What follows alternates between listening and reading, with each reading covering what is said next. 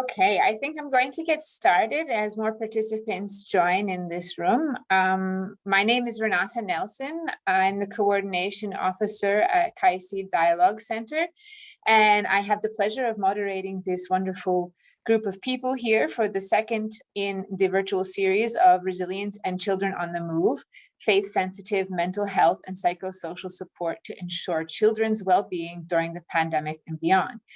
Thank you very much for taking the time to join us today. Before we begin, I would like to mention a couple of housekeeping items. First, please keep your mics off while the webinar is going on, and you may add questions into the chat. Please also introduce yourselves in the chat so that we know who is on, and share which organizations you are from. Translation is available into various different languages, into English, French, and Spanish and Arabic. Just choose the option when the button says translate on the bottom of the screen in Zoom.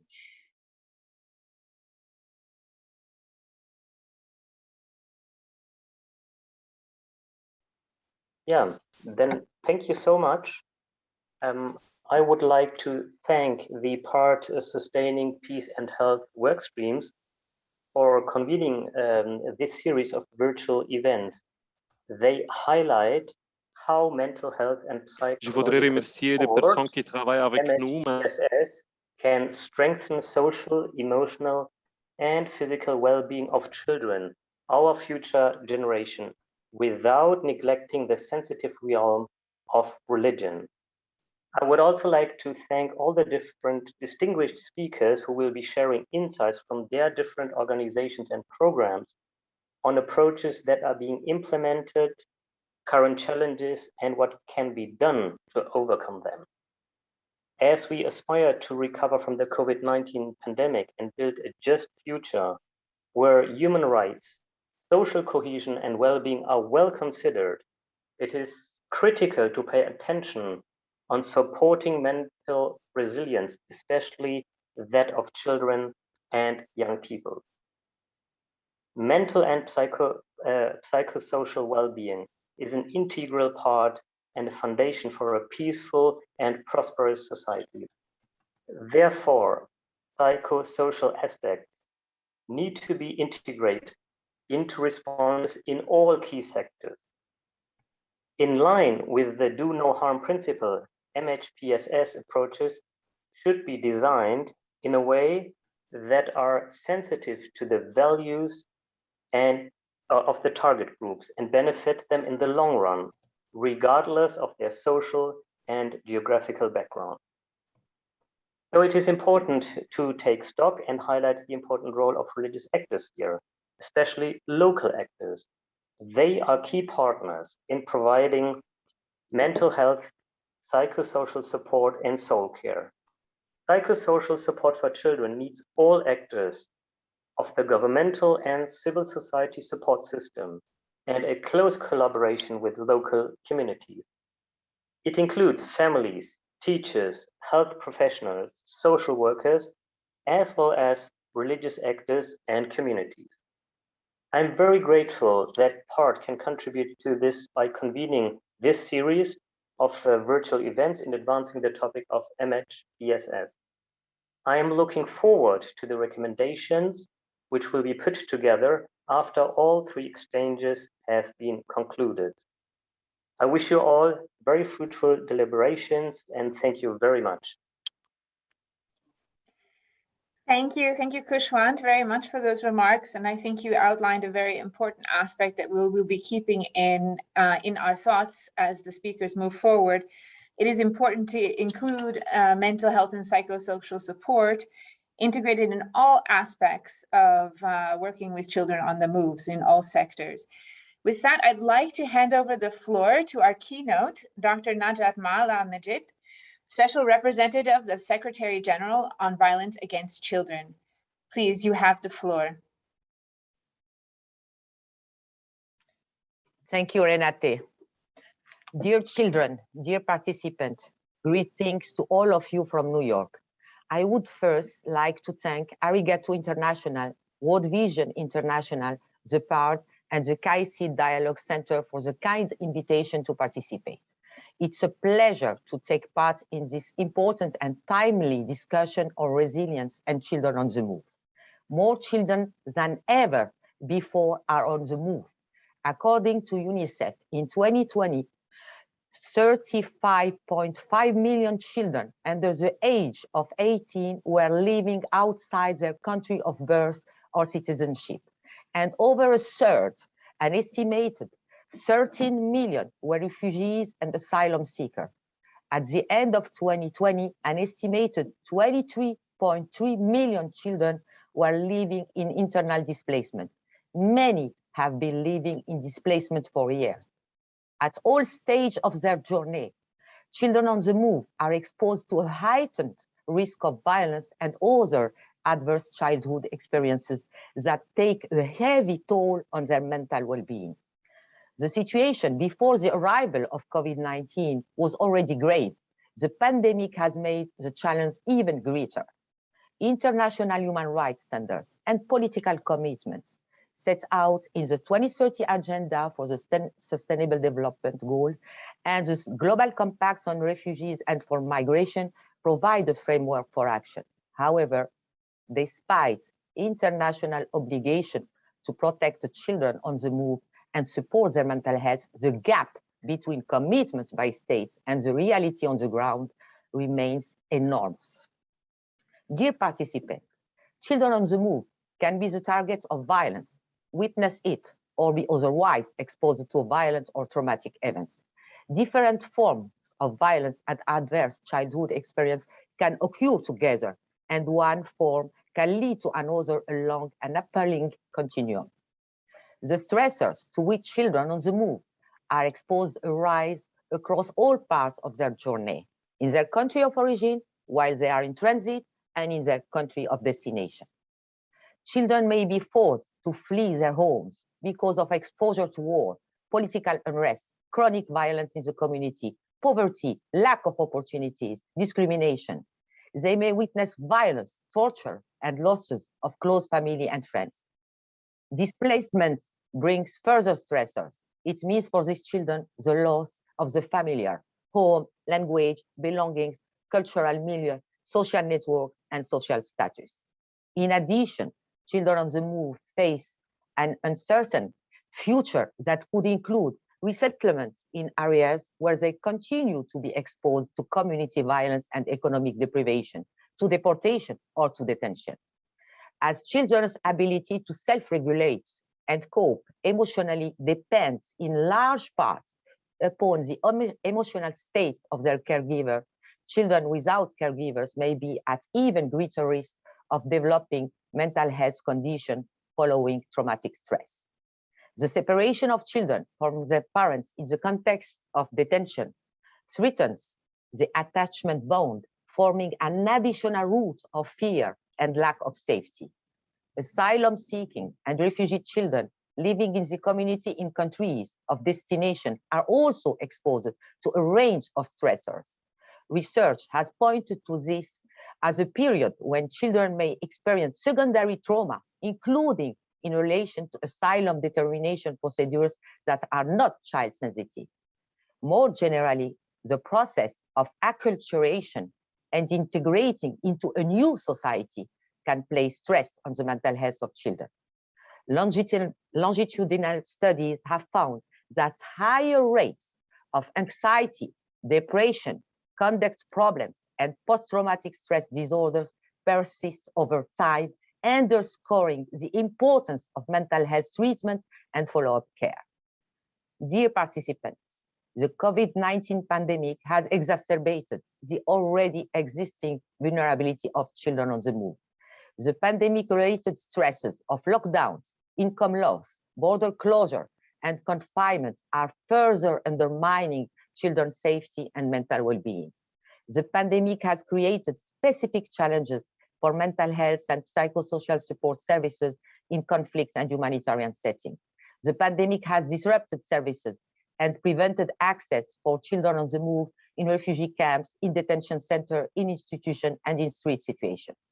UNHCR has reported that many refugees who who previously were exceptionally resilient are now less able to cope because of the multiple stressors generated by the pandemic. Alarmingly, some UNHCR field reports have pointed to a rise in self-harm and suicide attempts since the onset of the pandemic. Dear participants, there is a growing body of knowledge on evidence-based, cost-effective intervention to support the mental health of children, including children on the move. We know the great value of preventive intervention. We know the positive impact of socio-emotional learning intervention. We have great evidence-based trauma-focused therapies, family therapy, and multi-level approaches addressing the interface between child, family, school, and other institutions. We know the importance of reinforcing existing community resilience. We know the great value of community-based rehabilitation programs. To translate this evidence into action, we need an intersectoral and multi-stakeholder collaboration that connects the development and humanitarian sector. And we need a wide mobilization of all stakeholders, including local communities, children, and young people. An active role for members of local communities, including faith-based organizations and religious communities, is essential at every stage for successful, coordinated action and to enhance local capacities and sustainabilities. And children themselves must be empowered to guide our action and be agents of change and part of the solution. And we have already good examples of peer-to-peer mental health and psychosocial supports worldwide and mainly in humanitarian settings. Dear participants, the Building Back Better phase is an opportunity to reassess priorities. We cannot go back to normal because what was normal before the pandemic was not good enough. Building on the lessons of the pandemic, mental health and psychosocial services must be recognized as essential and life-saving, along with child protection, physical health, education, and justice services, especially for children in vulnerable situations, such as children on the move. Structural inequalities that both drive displacement and place children at greater risk of experiencing violence and poor mental health must also be addressed, including through the establishment or strengthening of universal health and social protection system. We need to ensure full parity in social and mental health benefits for children on the move, regardless of their migration status. We have to keep in mind that children on the move are first and foremost children, and their rights move with them. Thank you so much. Thank you very much, Dr. Nadja, for both being here and for presenting and framing very much this session, especially pointing out the numerous dangers and challenges that children on the move already face in both leaving their homes and in the new places that they are going, and how this has been made much worse with the COVID-19 pandemic. And the increased need for multi-sectoral and intersector and multi-stakeholder collaboration in order to be able to tackle not only the social needs of children, but also the mental health needs of children who are facing these challenges. So thank you very much. I wanted to let everyone know that unfortunately, Dr. Nadja will have to leave in about 30 minutes, but we will still take questions for her and we will collect them. So please put them in the chat and direct them that they are for Dr. Nadja, and we will make sure that they get to her. So thank you very much again. I'd like to move on to our first panelist, Dr. Carola Iverm, who is the program leader for the Institute for Global Health and Development in Queen Margaret University, UK. Please, you have the floor. Thank you very much, Renata. And please, could I have my slides? That will be great. I am very pleased that I've been invited to present an academic framing of the research and evidence that's available in relation to this topic. And I would like to start by going back about 3 years to a study that was initiated by the Lutheran World Federation and Islamic Relief to look specifically at the case for faith-sensitive psychosocial programming in general and the challenges associated with that. And this study, you see the publication on the right-hand side. This was published in the Interventions Journal and done together with colleagues from my institute, Alistair Ager and Rebecca Horn, Atala Fitzgibbon from Islamic Relief and Michael French, and that there were several extremely good reasons for why it is really essential that a faith perspective is incorporated into psychosocial programming. But there were also concerns noted. So these included partiality, proselytism, and the potential for religion to ferment and deepen conflict. And these concerns have discouraged some of the humanitarian agencies from engaging with religious aspects. But what was very clear from the study was that there is a great need for guidelines that support a faith-sensitive approach to psychosocial programming. And this is what followed in the next slide. And for some reason, I cannot move the slides. Thank you. And these guidelines were then developed on the basis of the study and were very much aligned with the Interagency Standing Commission guidelines on mental health and psychosocial support, which were originally published in 2007. And these guidelines, the ISC guidelines, outline 11 domains and different functions across these domains, divided into 3 main categories. The first of those are the common functions, the second are the core mental health and psychosocial support domains, and the third are the social concerns across sectoral domains. And these, the guidelines developed by Islamic Relief and the Lutheran Federation really identified very specific ways in which what this would look like. So a faith-sensitive approach, for instance, looking at human resources, would be to ensure that the staff that's hired on programming actually is aware of and knowledgeable of the faith of the beneficiaries, issues around the provision of education, so knowing about and supporting faith-based formal and non-formal education where this is relevant, and providing faith-sensitive shelter, for instance. If I could have the next slide, please. So I want to move on now to a scoping study, which was conducted again with Islamic Relief last year and at the beginning of this year, which focused specifically on children. So what we were interested in, the previous guidance I referred to was a general guidance for a faith-sensitive approach to MHPSS. This one was particularly focused on children in emergency settings. And what we did was we reviewed the existing evidence, published and grey literature, and we conducted several key informant interviews with key faith and MHPSS actors around their conceptualization of MHPSS, the centrality of faith and religious approaches, and the emphasis placed on spiritual nurture, child-centeredness, child participation, and so on. The next slide shows the result from the literature review in particular. So what we found was that there were 35 documents, including published and unpublished literature, that addressed 26 different programs. So the 35 documents were about 26 different programs. Not all of them were about programming, but the vast majority were.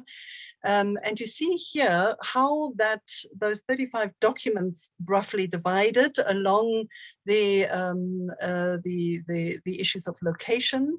You see that sub-Saharan literature on sub-Saharan Africa predominated there.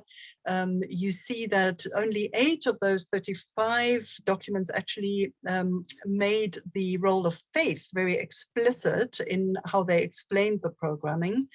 And also you see that the aims of the programs roughly align very much with MHPSS general goals for children around emotional well-being, social cognitive protection, safety, and so on.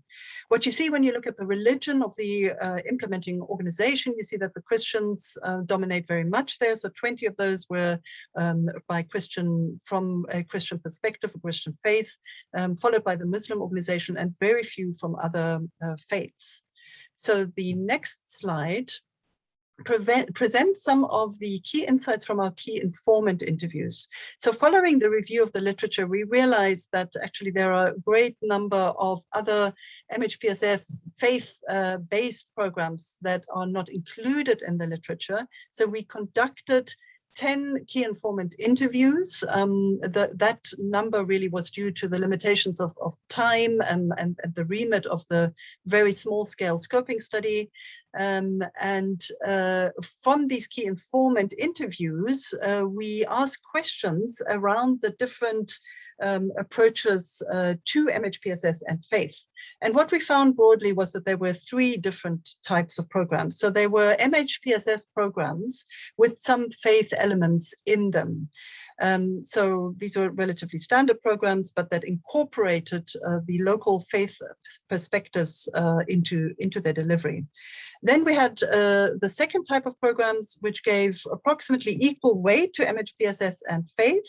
And then the third type of program were faith-based programs, but they included elements of MHPSS or some aspects or principles of MHPSS. So the central question there was whether MHPSS was taken as a starting point and faith then incorporated into it, or whether that was the other way around, faith was the starting point and MHPSS.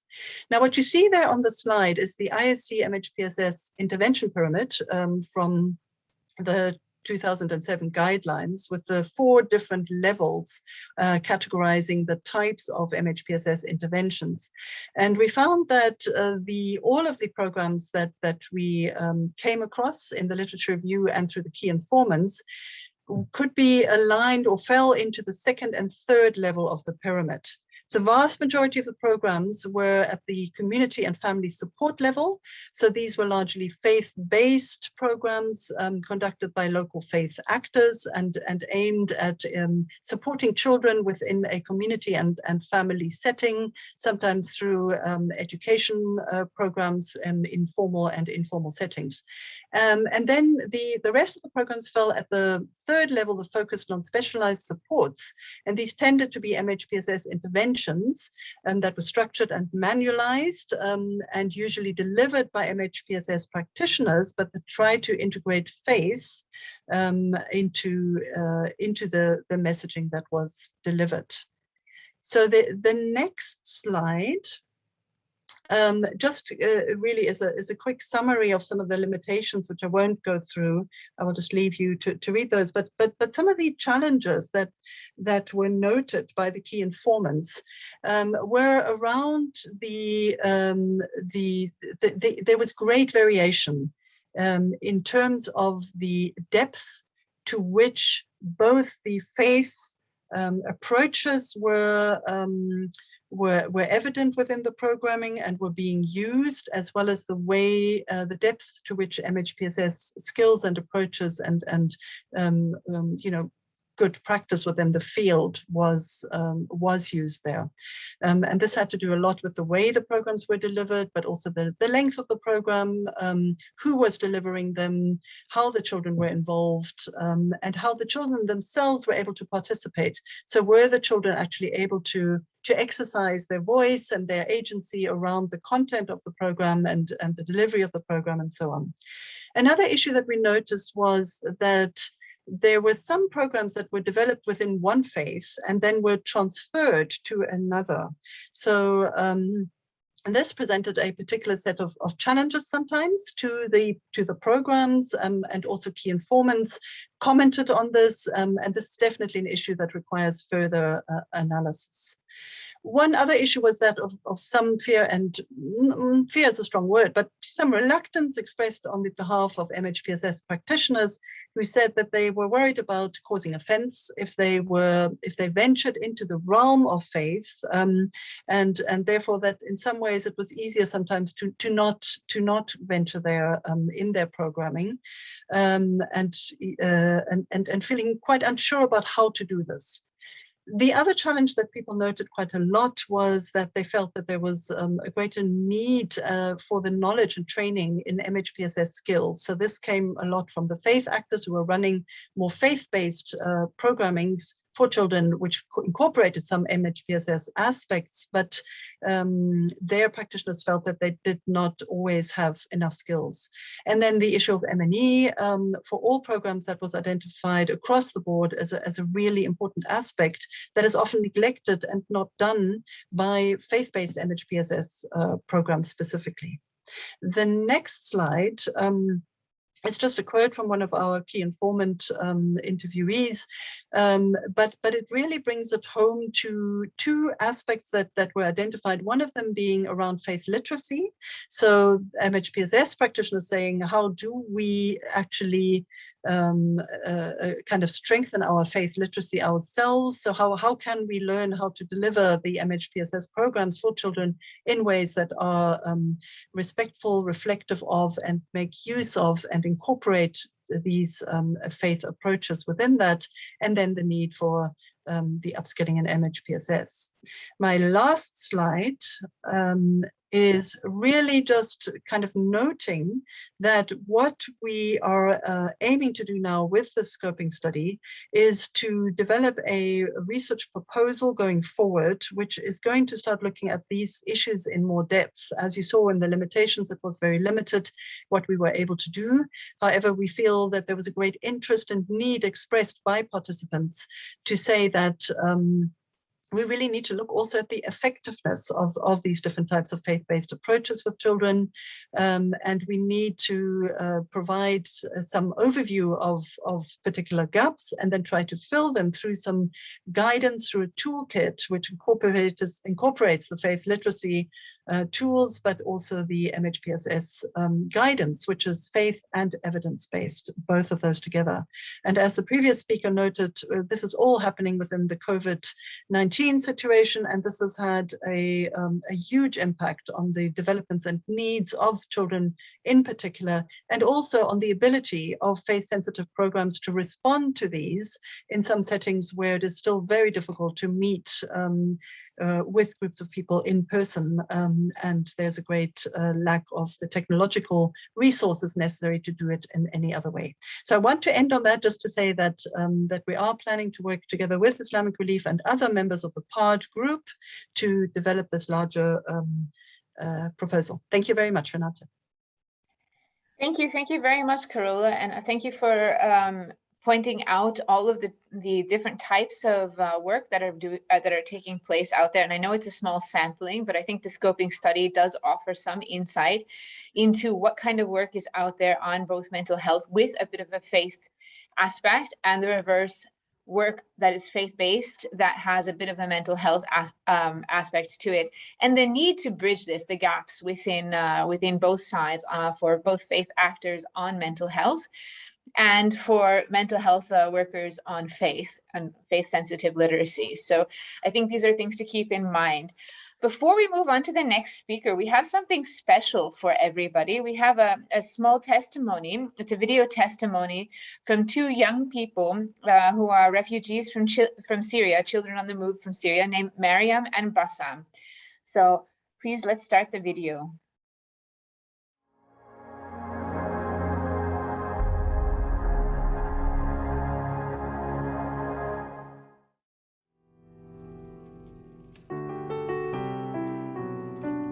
أحب أكون نفس كل الأولاد اللي عندهم الأشياء متوفرة، وأحب يكون عندي طابة، وأحب يكون عندنا ملعب، يكون عندي أستاذ يعلمني، وأحب يكون إنه عندنا صف.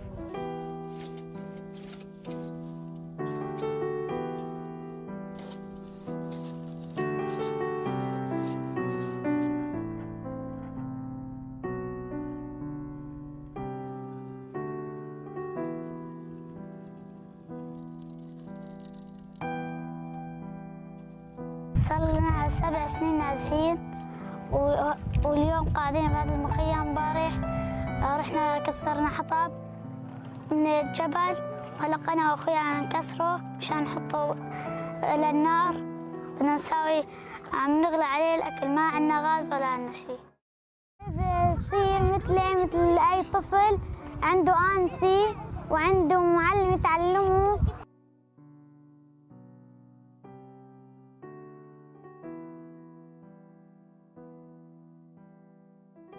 نزحت مع أهلي، نزحنا شيء 4 مرات، نزحنا على الجرادي وعلى أورم وعلى باريشة، وهلا صرنا بالمخيمات بمعرض مصرين.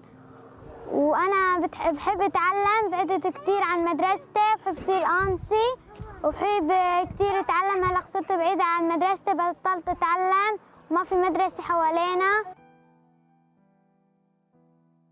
هدول رفقاتي هلا كل يوم الصبح بنفيق ونلعب تحت الزيتونة، وللجانب بيلعبوا شيش، بيلعبوا قلول، بيلعبوا. ورحنا البنات بنلعب بيت تحت الزيتونة، بنجيب تراب نسوي رز، ونجيب بطاطا نقورها، ونجيب ورق نسوي ملوخي. وهلا رحنا كل يوم الصبح بنجي بنلعب هون، نلعب كلياتنا رفقاتنا، كلياتنا مع بعضنا، ما حدا بيتزاعل، كلياتنا بنضل حبايب. وهدول كلياتنا أطفال المخيم، بنضل نلعب سوا، بنضل ما بنتعالق، كلياتنا بنلعب سوا، كلياتنا بنحب بعضنا، ما حدا بدور على حدا.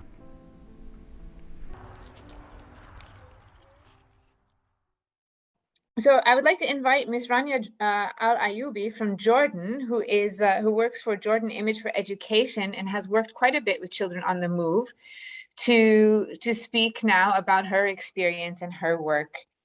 Rania, you have the floor. مساء الخير وشكرا جزيلا لك.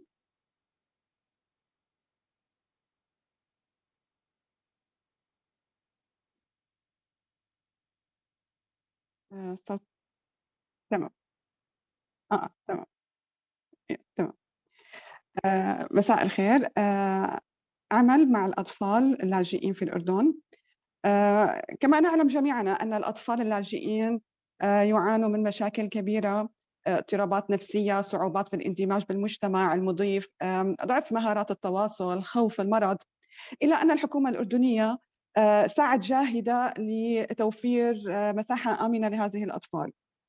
تعاونت مع اليونسكو لتأمين التعليم المجاني، تأمين الدعم النفسي. مراكز اليونسيف قدمت مراكز مكاني منتشرة في الأردن، وكان لي عمل معها بعدة مراكز منها. عملي مع الأطفال ينقسم إلى عدة مراحل. المرحلة الأولى هي العمل مع الأطفال المباشر. العمل مع الأطفال المباشر هو الدعم العقلي بتقديم دورات تعليمية تدعم الذكاء والتركيز والانتباه لما عانوه من أوقات صعبة في أوقات اللجوء. الصحة العقلية، وكان البرنامج العلاجي الذي قمنا عليه هو من خلال المسرح والرياضة والقصة، فكان لها أثر كبير جدا. أما الدعم الاجتماعي علمناهم مهارات الحوار، كيف يندمجوا بالمجتمع، وسأطلق لكم لاحقا الصور للأطفال. فنون الخطابة، كيف يقدروا ذاتهم، الذكاء العاطفي. هذا الجزء المتعلق بالأطفال مباشرة. أما العمل في المجال الثاني وهو تدريب أمهات الأطفال كيف يتعاملوا معهم، كيف يتواصلوا معهم في وقت الأزمات، كيف يتعاملوا معهم في وقت الصدمة، كيف يخرجونهم من الأوضاع النفسية التي يمروا بها. القسم الثالث وهو تعليم المعلمات أو المربيات المباشرة على تعليمهم، كيف يعلموهم مهارات الحياة بشكل عام والمهارات الاجتماعية. هذا بالنسبة للأمهات والمعلمات والأطفال. أما العمل الحالي الذي نقوم به هو مبادرة كانت بدعم من مركز الحوار العالمي كايسيد، وهي مبادرة مشروع تيليجرام، هي صناعة وسائل تعليمية حتى تدعم الصحة النفسية للأطفال اللاجئين. كانت في صعوبات عنا وتحديات بإيصال هذه الألعاب أو تطبيقها على الأطفال، ولكن يعني خاصة في وقت كوفيد كان في حجر منزلي للأطفال، لا نستطيع الوصول لهم بسهولة، ولكن الحمد لله يعني الآن الوضع صار أفضل، وساهمنا بشكل كبير بإيصال هذه الأدوات للأطفال حتى يتمتعوا بصحة نفسية أفضل. من التحديات التي واجهناها أن الأطفال اللاجئين ليس فقط أطفال لاجئين، ولكن عددا كبير منهم يعانوا من الأمراض. عدد من الأطفال كانوا أيتام، عدد من الأطفال لهم صعوبات تعلم، وهذه من أكبر التحديات التي واجهناها، كيف نقدم لهم البرامج التي تناسب الأطفال وندمجهم بالمجتمع المضيف بنفس الوقت. ومن التحديات أيضا البعد المسافات بين الأطفال، لا يتجمعون بمنطقة واحدة، فهي كانت من التحديات اللي كنا بحاجة أن نلاقي حلول سريعة لحتى نقدر نوصل لجميع أو لأكبر عدد قدر ممكن من الأطفال. أود أن أذكر أن الأطفال اللاجئين هم مسؤوليتنا جميعاً، وكل الجهود والدعم الذي نقدمه ولا زال الأطفال بحاجة إلى دعم أكثر. سأشارك معكم بعض صور الأطفال، لا أعلم إن كان يظهر عندكم.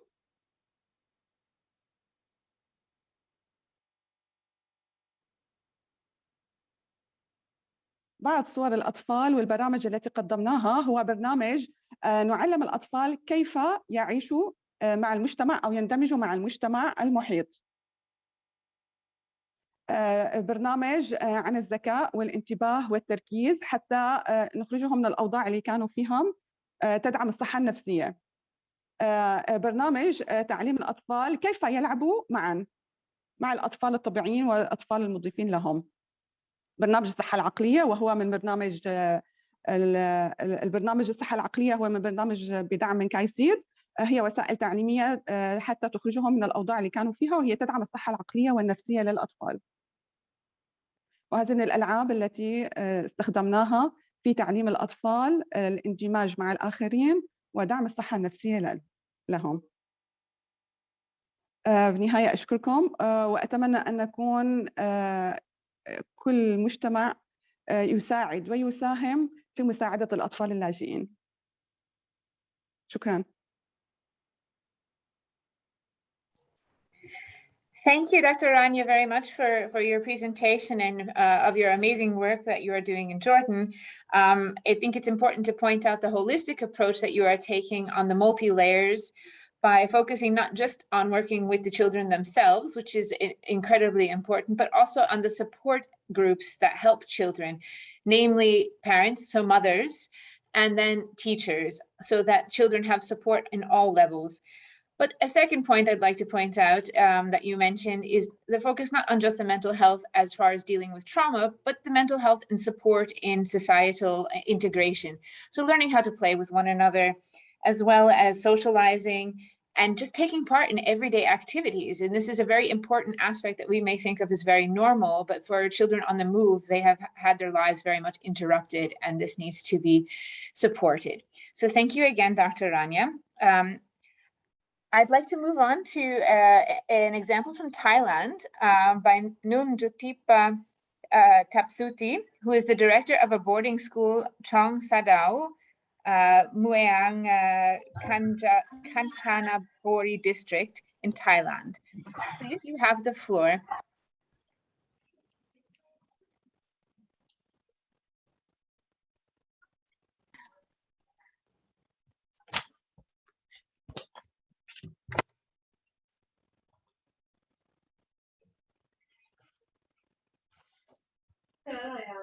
Yeah.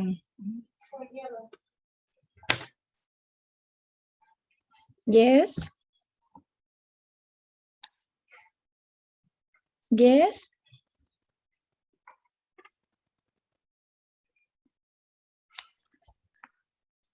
We can hear you.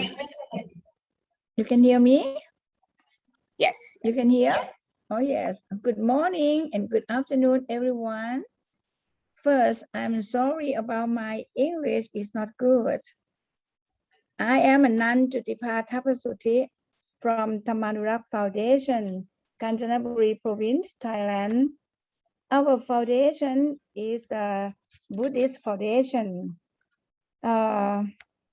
In our foundation have objective for education support and quality of life for children and youth who are disadvantaged or face family problem. We start foundation on 1996. Now there are 115 children in our foundation. Every children stay inside of our place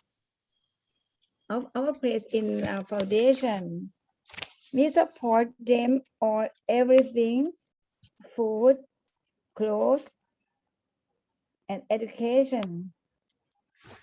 In our education system, when the children follow primary school, curriculum plus kindergarten for 2 until 5 years, there are 10 teachers and another volunteer on staff, including 4 nuns, to be teacher too. We try to teach children special talents and develop them. More than 50 of our teenagers commute to the Mhpss secondary school in the town. Some of the children also have a self-study program designed from them and correspond with the teacher in order to prepare for future profession. And in everyday life, the smaller children under 5 is assigned to the older child who takes special responsibility. Each child in the gift test. And in daily life, we have the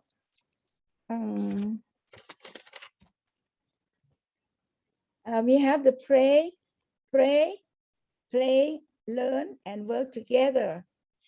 And everyone, we have the meditation in the morning and in the evening too.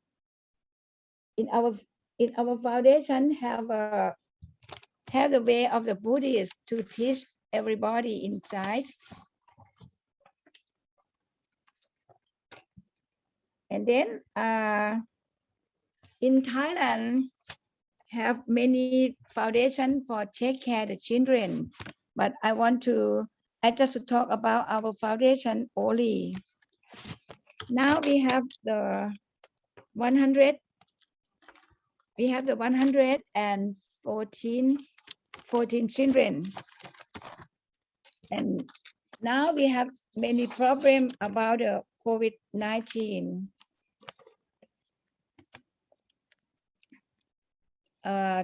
Currently facing in the problem of COVID-19, we have 20 to 30 children have to stay at home and study online. And our foundation is unable to provide on the tool of the children. We cannot deal of the leg of the budget and less donation because the country economic downturn.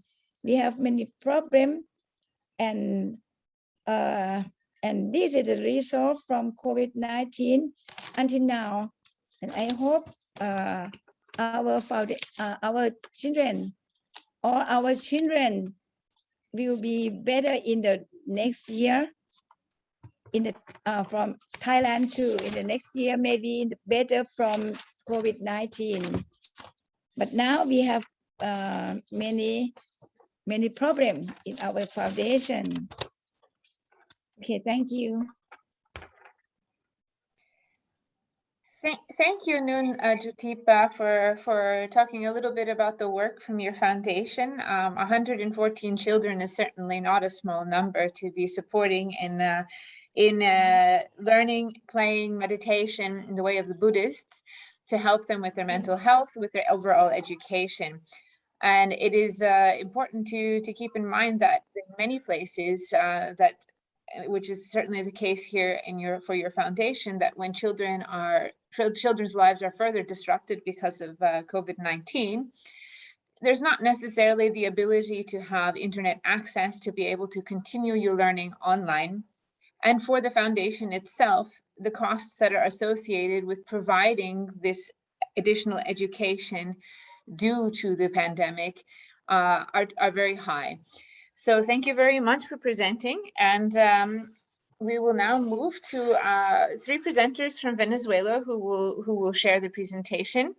I will introduce each of you right now. We have Ms. Auxiliadora Alvarado, Child Protection and Advocacy at Venezuela Emergency Response from World Vision. We have Mr. Eric Perez Brazil, seminarist and missioner, Segunda Iglesia Presbiteriana Independiente de Maringa, misionero en campo entre refugiados e inmigrantes. And Pastor Calvino Camargo, Iglesia Presbiteriana Independencia Boa Vista. So it's the Presbyterian Church, Independent Presbyterian Church in Boa Vista. You have the floor. Please go ahead. Yeah, thank you very much, Renata. Good afternoon and good morning to everyone. It is an honor to me to share with you and reflect about our contribution with children in the move, and especially to their resilience and their work with them and their family. So today we have been talking about why it's important to work about mental health and how to contribute to resilience. And we are trying to share like some experience and how do we do that? We know that is important, but now how do we do it? So the experience that I want to share today that I think is a very promising experience, it's related, it's called Network Hope Without Border. It's a network that has started their work in Venezuela. It was a contribution of World Vision in Venezuela. Now this is a network that has an alliance with almost 1,000 churches in Venezuela.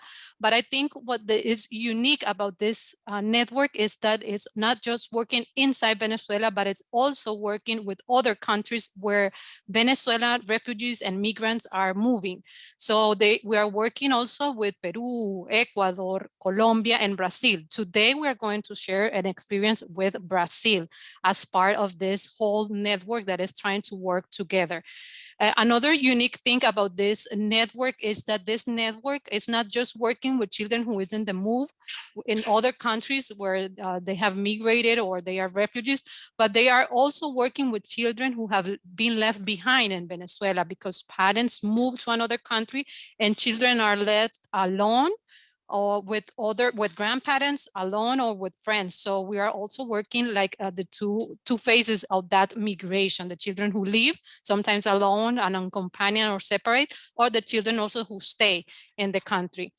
This is a process that it started a couple of years ago, so we are in the process of consolidation and formation, but we have started to see some good experience in how to do this cross-border support. So we did a cross-border support. We have been doing it between Colombia and to families and children in Colombia and in Venezuela, and we also have do it now with Brazil, and we're going to share a little bit more. So we want to demonstrate in Venezuela, in other countries, that churches and faith-based organizations have a role in humanitarian settings, and we are doing a capacity building to them so that we are strong enough to show that we have a role in humanitarian settings. So now I want to share with this space with Eric, who is going to share more about not just Red Esperanza Sin Frontera, Hope Without Network, but also Juntos por Venezuela, that is an expression of alliance also inside of Brazil.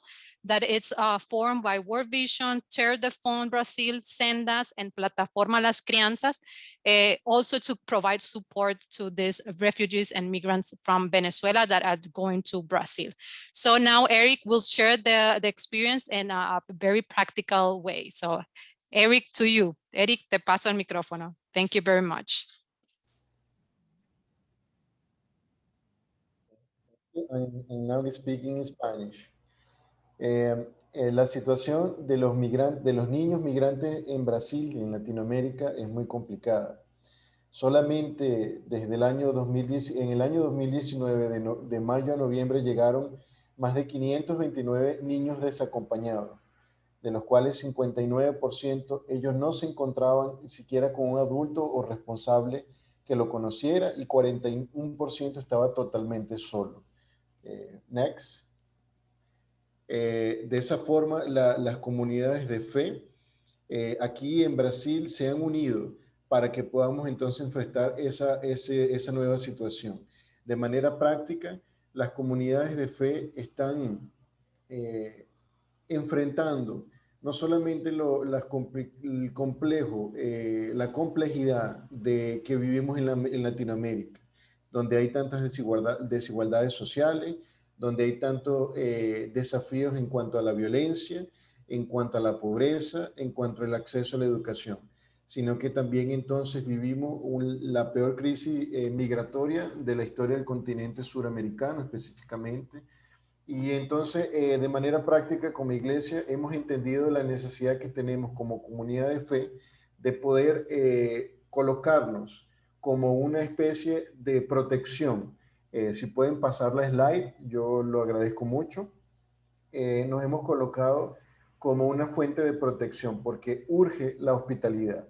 Entonces, llegan niños y niñas en situación de extrema vulnerabilidad. La infancia migrante está en riesgo porque ellos llegan entonces solos, llegan traumatizados, llegan con hambre, y entonces si no se atienden, ellos acaban siendo víctimas de grupos criminales. Las familias están desesperadas. Vimos cómo los niños estaban usando para pedir dinero en las calles, vemos cómo los niños son usados en redes de prostitución y de tráfico humano, y entonces como iglesia nos hemos colocado al frente de esto. ¿Puede pasarla, por favor, la slide? Nos hemos colocado al frente de esto para poder ser una fuente de protección, para poder ser un lugar de referencia para esos niños que se encuentran traumatizados, defender los derechos de estos niños y ser una puerta de esperanza. Entonces, como iglesia, como comunidad de fe, hemos actuado en poder oír las experiencias de las otras iglesias locales. Hemos podido entonces atender a estos niños, abriendo las puertas de nuestros templos, de nuestras comunidades de fe, para que así entonces podamos traer esos niños y facilitar su acceso a la educación, el acceso a la internet, que fue tan necesario para poder entrar a tener acceso a la educación durante la pandemia, poder alimentar a esos niños, poder protegerlos del ambiente hostil que se presenta en las comunidades de acogida, específicamente aquí en el sur de Brasil. Es de la manera como iglesia lo estamos haciendo, como comunidad de fe, que podamos entonces ser un lugar de protección, porque donde no existe, donde no llega las políticas del Estado, donde no llegaban entonces las políticas de los criminales, y entonces la iglesia se ha colocado en el medio para cortar ese vicio y entonces poder brindarle protección. Eso se da entonces a través de la colocación de esos niños en un ambiente seguro, sea como acogida, o sea como apoyo psicológico, apoyo emocional, apoyo educacional, apoyo en la integración. Sabemos que estos niños tienen la dificultad de comparar o de vivir el trauma que es dejar su cultura del país de origen y enfrentar una nueva cultura. Yo voy a pedir que pasen, por favor, la slide. Y de esa forma entonces hemos hecho a través de los propios templos cultos en lenguas extranjeras para que esto facilite la integración de estos niños y de sus familias en situación de vulnerabilidad. Sacarlos de ese círculo vicioso para poder ser una oportunidad. Entonces hemos aproximado la lengua para que la lengua no se torne una forma de violencia contra esos niños. les damos apoyo emocional y hacemos actividades extracurriculares para que esos niños puedan sentirse como en casa, puedan sentirse amados, puedan sentirse acogidos y salgan de esa situación de trauma. Pueden pasarlo, por favor, ya mi tiempo está acabando. Y al mismo tiempo, entonces, como comunidades locales, enfrentamos que no solamente es la situación de los niños migrantes, sino otras situaciones que enfrenta nuestro continente latinoamericano. Entonces, hemos creado ese movimiento Juntos por Venezuela o Juntos por la Venezuela, para que podamos entonces hacer conocer las experiencias de otras comunidades de fe que también trabajan con la acogida de niños y niñas migrantes y así poder entendernos. Muchas veces podemos acoger un niño que se encuentra en una otra ciudad, entonces a través de esta conexión es que hemos conseguido los caminos para poder aportar una solución práctica, para poder entonces así poder atender a esos niños y niñas que se encuentran en situación vulnerable, porque esos niños están siendo víctimas del tráfico de personas, están siendo víctimas de la explotación infantil y de que se aproximen entonces a grupos criminales como grupos paramilitares, entre otros grupos. Entonces eso es lo que estamos haciendo por los niños y niñas migrantes que se encuentran desacompañados o solos aquí en el Brasil. Muchas gracias.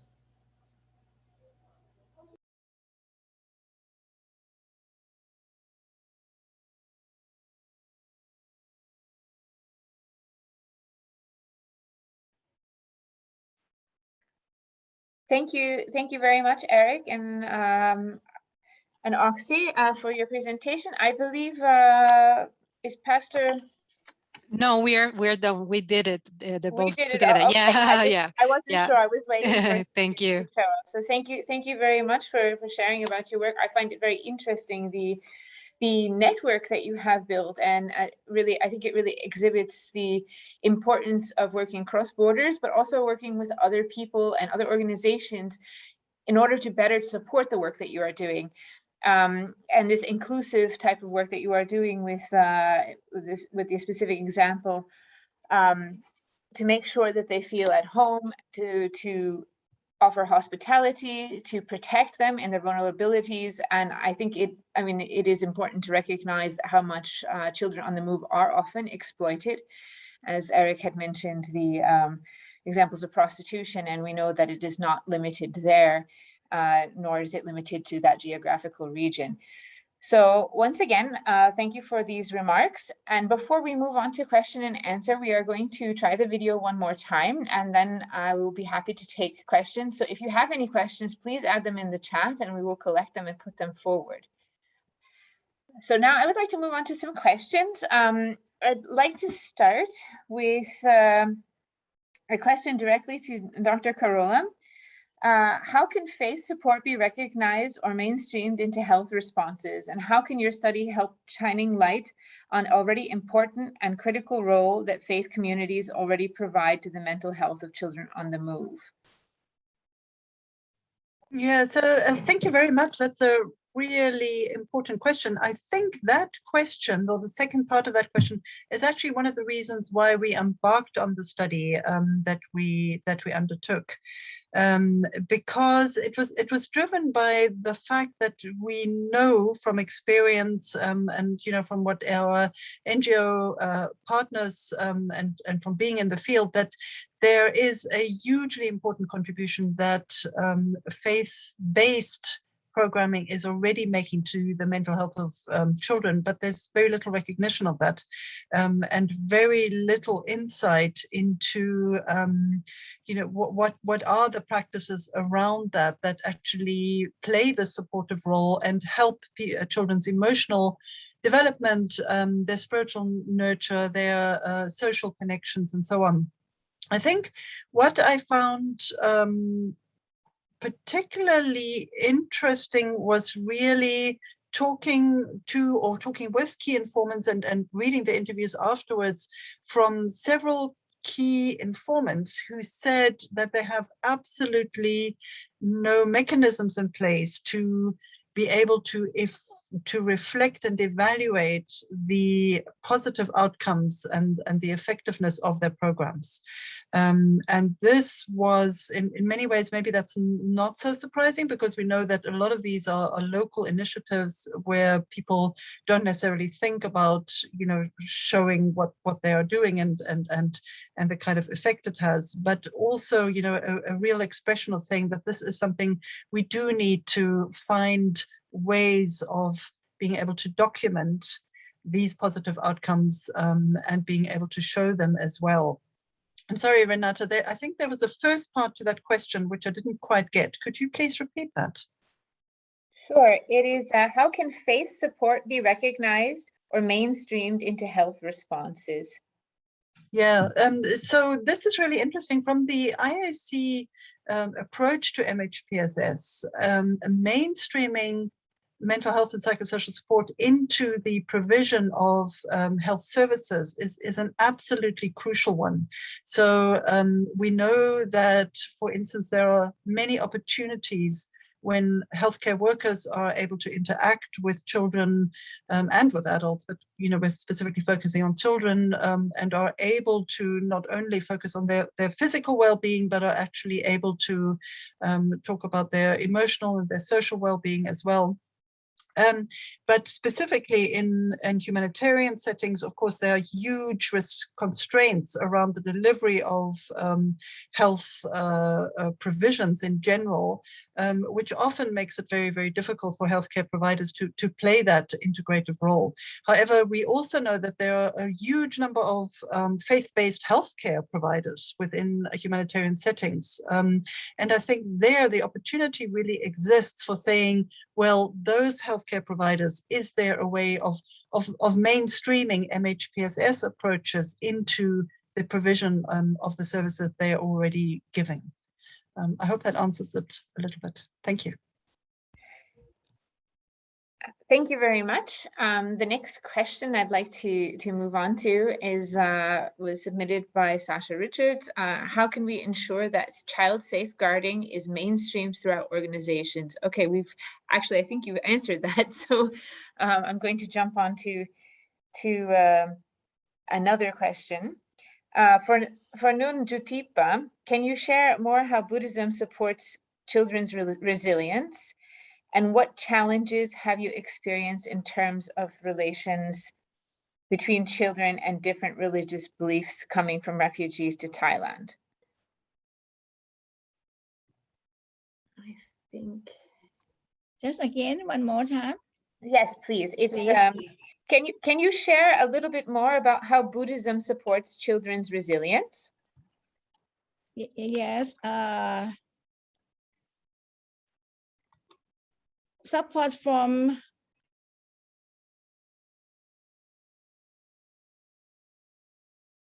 I think you're on mute. You are on mute.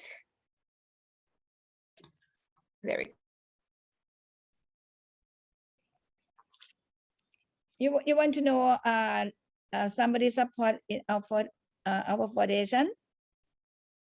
How Buddhism helps children be stronger? 12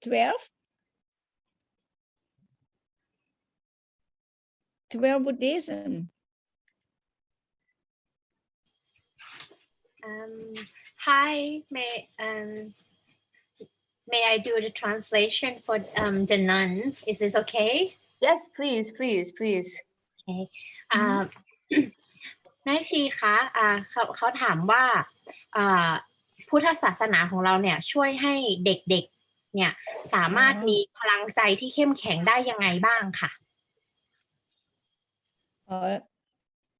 หมายความว่าทางพุทธศาสนาของเราค่ะใช่ค่ะใช่แม่ก็คือคำสอนของพุทธศาสนานะคะที่ทำให้เด็กมีความสามัคคีกันแล้วก็ยอมรับความเป็นจริงยอมรับความเป็นจริงแล้วก็เผชิญกับความเป็นจริงที่เขาจะต้องออกจากบ้านมาอะไรเงี้ยค่ะทำให้เด็กจะมีความสุขขึ้นโอเคค่ะให้ปอแปลนะคะจ่าแปลthe nun mentioned that through the Buddhist teaching, the children accepted I mean, the children get like stronger at the heart and accept the fact that they are on the move, even though then they can also learn how to be together through that Buddhist teaching.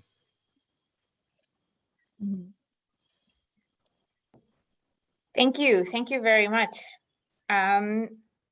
I will move on to another question, and if there's another one, Opor, if you could also translate, if there's another one for the nun, that would be great. I'll let you know. This one is directed to Dr. Rania. I know you're in Jordan, but the question is more specifically, do you know of any associations working in Lebanon with whom we can collaborate to serve children?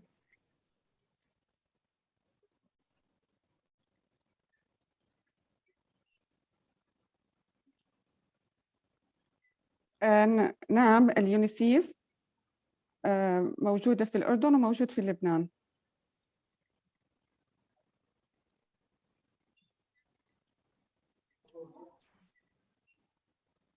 Yes, thank you. UNICEF, of course, is a big actor everywhere.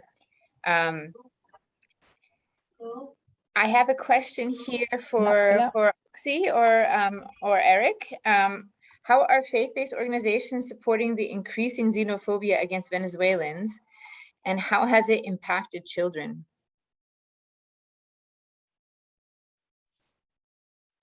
Hi, so I will start and then we can connect with Eric. Eric, voy a comenzar y luego conectamos contigo sobre xenofobia.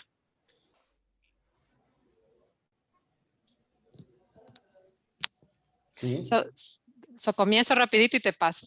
So through the network, Hope Without Borders, we are trying to work in other countries in order to sensibilize in other countries about why the importance of working and being as sisters and brothers with Venezuela refugees and migrants. We are trying to work through the churches with campaigns and sensibilizations process, but also try to integrate it in the process and work together with the populations of those countries with refugees and migrants. So Eric from Brazil can connect with a direct expression in Brazil.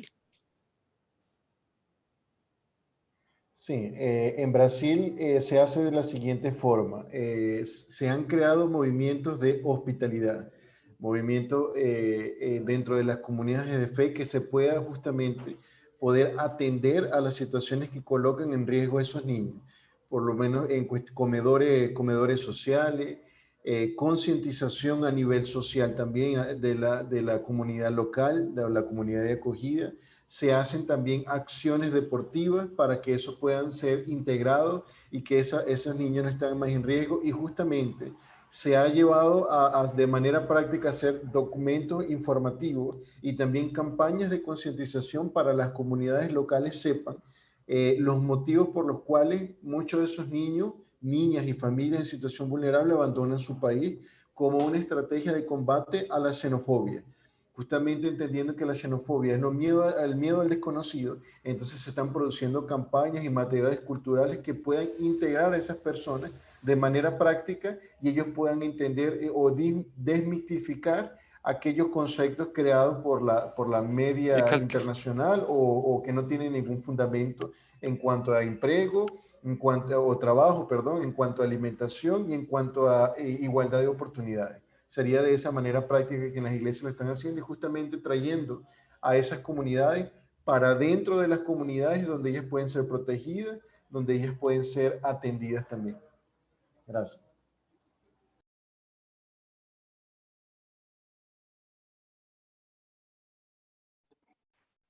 Thank you very much, Eric and Oxy. I would move to one last question. I would like to ask all of you, so anyone who is able to answer, how is the delivery of healthcare provisions being mainstreamed to survivors that are still in refugee camps? Especially those of you who are working in the field in Thailand and in Latin America and in Jordan. So And perhaps maybe one additional one, what kind of support are organizations providing to families, not just to children?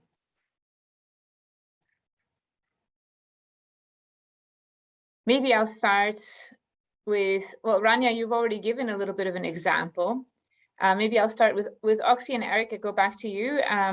What kind of support are organizations providing to families, not just to children, or to education systems through your network? Well, I can share a little bit of experience in Venezuela. In Venezuela, when some of the organization of the networks do provide like more integral support to the family. We provide nutritional, health, and psychosocial support.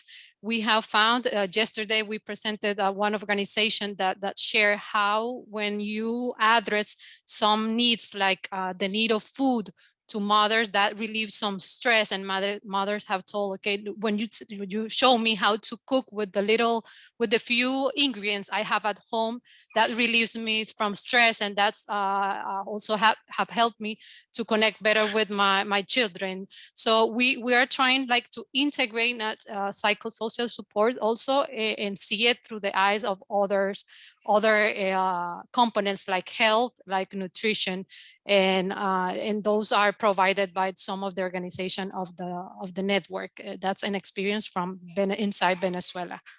Eric, do you want to share something? ¿Quieres compartir algo de Brasil sobre cómo el apoyo a la familia? Sí, por supuesto. La manera que hemos apoyado al acceso a la salud, a la promoción de la salud entre los niños, niñas, migrantes y su familia en situación vulnerable, se da en relación a la incidencia social y dentro de las comunidades locales para que estos niños, niñas y familias tengan acceso a los servicios básicos de la salud. Inclusive en este tiempo de pandemia, aquí en Brasil, el acceso a la vacunación, que la situación migratoria no sea un impedimento para que estas personas puedan tener su vacuna. Al mismo tiempo que la situación migratoria, haciendo esa incidencia dentro de las comunidades de fe para que conversen con sus comunidades, para que la situación migratoria no sea una limitación para tener acceso a las políticas públicas de salud. Entonces, conversamos frecuentemente con las secretarías de salud de los municipios y compartimos esta información, materiales en lenguas extranjeras para que estas personas conozcan sus derechos y la necesidad también de cuidar de su salud, tanto a los niños de manera ya directa con el poder público y también a las personas que se encuentran integradas a través de la promoción de la salud y la concientización de la necesidad que hay de acompañarse a través de los cuidados médicos y sanitarios de las comunidades locales. Entonces, aquí en Brasil, por ejemplo, dentro de los centros de refugiados, tenemos justamente al ejército brasilero y al gobierno federal haciendo entonces aproximando el acceso a los servicios básicos de salud como cualquier persona tendría sus derechos de las comunidades locales. Sería de esa manera aquí en Brasil.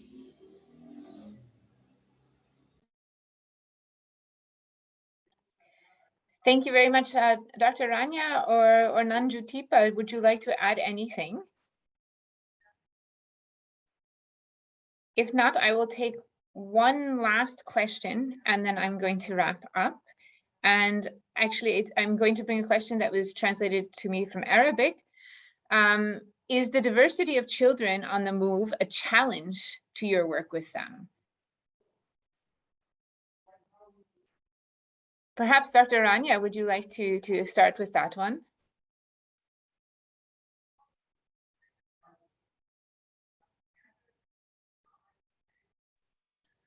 حسب السؤال الموجود باللغة العربية كان السؤال قصد السائلة أن هل يوجد تحديات لاختلاف اللغة أو اللغات الغير معروفة عالمياً؟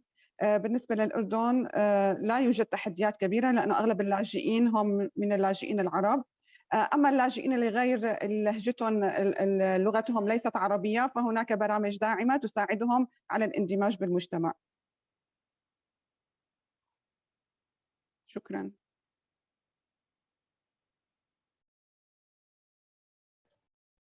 Thank you. Would anyone else like to jump in on the question of diversity?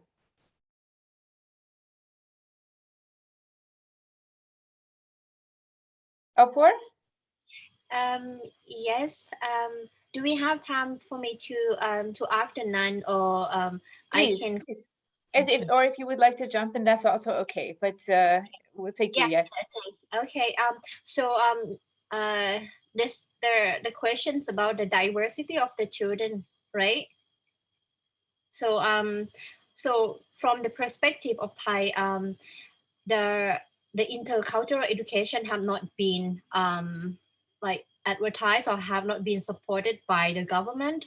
So in the case, children on the move who come through Thailand, come through the border, even though even those who are from the indigenous group have not been well accepted in the mainstream education, considering the language used in school at early age, and the media itself that have reproduces the races and put people under in the box and the category. So I would from my experience working with children on the move elsewhere. So yeah, that will be my answer. Thank you. Thank you very much. I think it's a very important added challenge. And as we only have 5 minutes left, there's a lot of other questions that have come through. And I hope we have an opportunity to deal with them in the future.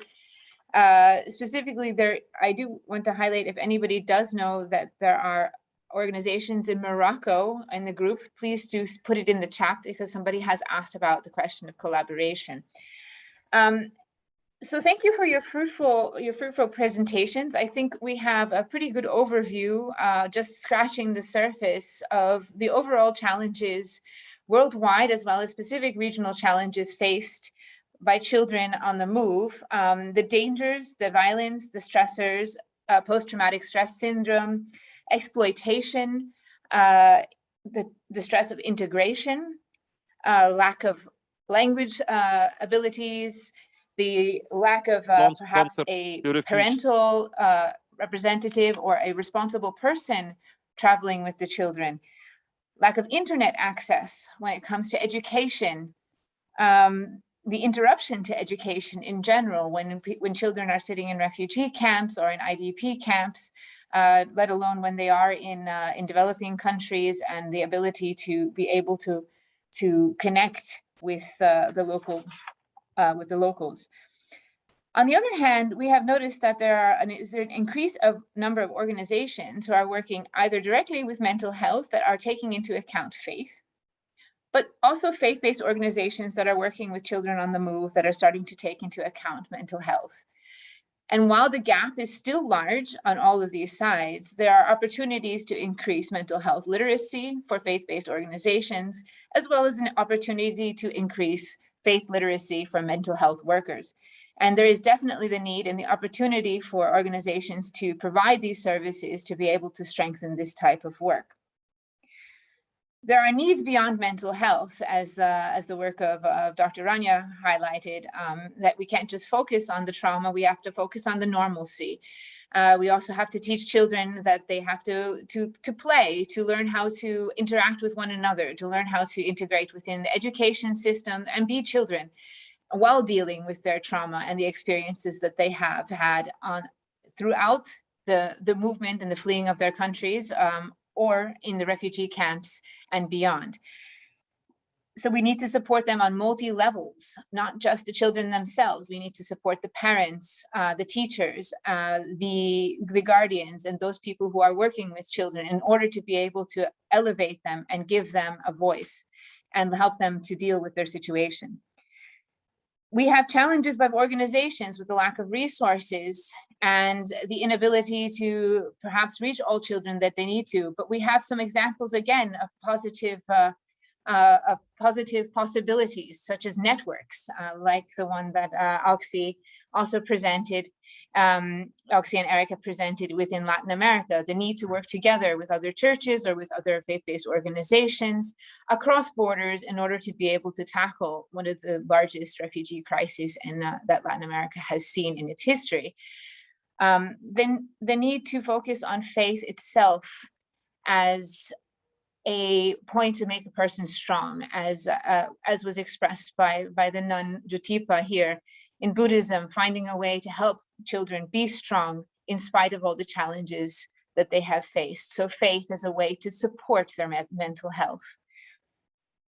We need to find a way to work together more with governments and to tackle media stereotypes and hate speech that help undermine this work that is done to strengthen children's mental health and their resilience, and advocate for children's having their own voices. So we have a long way ahead, but it's nice to see that there are many pathways that have come forward, and there are a lot of advancements in this very, very young field. So I would like to invite everyone who attended here today to, first of all, this video will be released on the internet site so that you can watch it later on, and it'll be made a little bit more clear with the video of the children that we tried to share. But also for the next webinar, which will take place on the 3rd of November at the same time, which will continue with some additional examples and go a little bit more in depth on raising up children's voices themselves and giving them more empowerment and how to move forward. So thank you very much. Thank you for taking part. And I look forward to seeing you on the 3rd of November.